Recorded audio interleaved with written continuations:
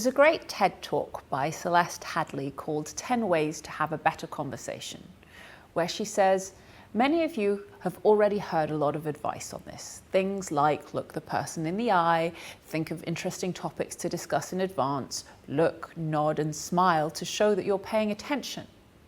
Repeat back what you've just heard or summarize it. So I want you to forget all of this because it's insert expletive. There is no reason to learn to show that you're paying attention if you are in fact paying attention. She also says you need to enter every conversation assuming that you have something to learn. I agree with almost everything Celeste Hadley says there, even though I'm actually going to teach you at least some of the skills she says you shouldn't bother to learn, because when it comes to really difficult conversations where we disagree with people on important topics, it gets hard, and some of those skills become essential to getting us back to paying attention, and also for other reasons that we've discussed in many of the other videos. What I think Celeste Hadley is in fact talking about is mindset. And that's the most important thing in conversations. Mindset is underrated, and it's key to having good conversations and good relationships and to disagreeing well.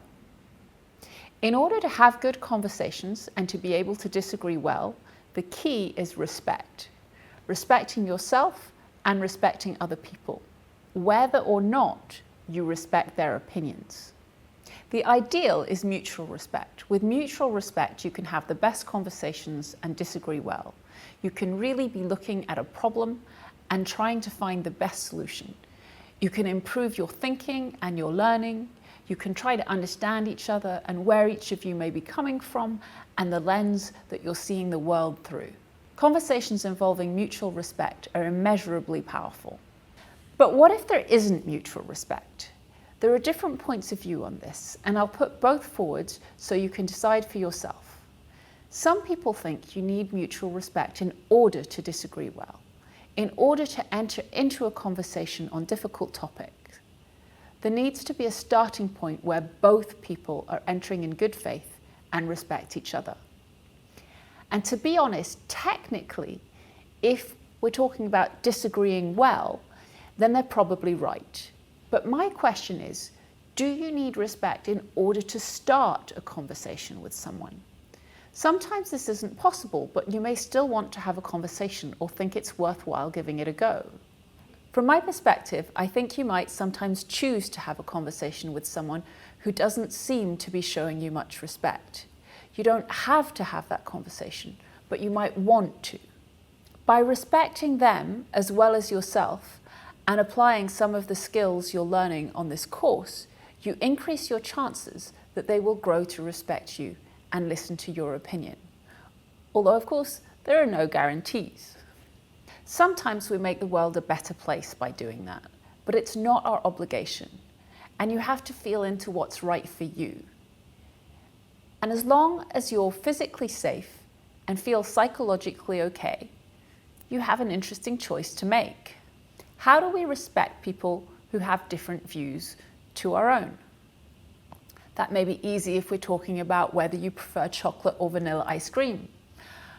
But when we're talking about bigger topics that are more emotive, it can get a lot harder. I think we should separate people from their opinions. Always try to respect the person as a human being, even if we think their opinion is offensive. In the same way that society affords at least a basic amount of respect to every human being, even if they've done something terrible like committing murder. And remember, there's always an explanation behind the way people think, grounded in anything from culture to trauma. Opinions can change, and you may have misunderstood the person's opinion. I can't control the other person, but I do have some control over myself. Remember, we looked at this in episode 1. But if I keep my side of the fence clean, if I show respect to myself and the other person, then it's been a good day. I've controlled what I can control. And I always have the choice to walk away from the conversation at any point. Either way, respect is a core ingredient to disagreeing well. If you want to stay up to date with new releases on the Disagreeing Well skills course, please subscribe to UCL's YouTube channel and also to UCL's Minds newsletter.